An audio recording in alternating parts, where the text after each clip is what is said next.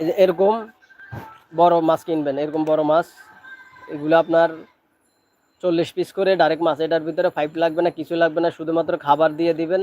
এরকম দুই পার্ট থাকে, দুই পার্ট আপনারা এভাবে ফিটিং করবেন। এরকম ধান দুই পার্ট আপনারা থাকে। এটা কিভাবে ফিটিং করবেন, এটা তো এখানে লক দেওয়া আছে, এখানে আপনার 4টা লক দেওয়া আছে, আর এখানে লকের কিন্তু কাঠির মতো সিস্টেম দেওয়া আছে। তো কি করবেন, বুনবুনি দিবেন আপনারা এই পার্টে, বড় পার্টে আপনারা বুনবুনি দিতে পারেন, ছোট পার্টে আপনারা বুনবুনি দিতে পারেন। তো যখন বুনবুনি দিবেন তখন এই লকটাকে এভাবে লকে লকে মিলাই দিবেন। এরকম করে আপনি লকটা মিলাই দিবেন, তখন কিন্তু এই জিনিসটা একেবারে পারফেক্ট একটা মাল হয়ে যাবে। 40 পিস করে আপনি খুব সহজে কিন্তু এটা তৈরি করতে পারবেন। কি 40 পিস করে এরকম আপনি সহজে কিন্তু এটা তৈরি করতে পারবেন।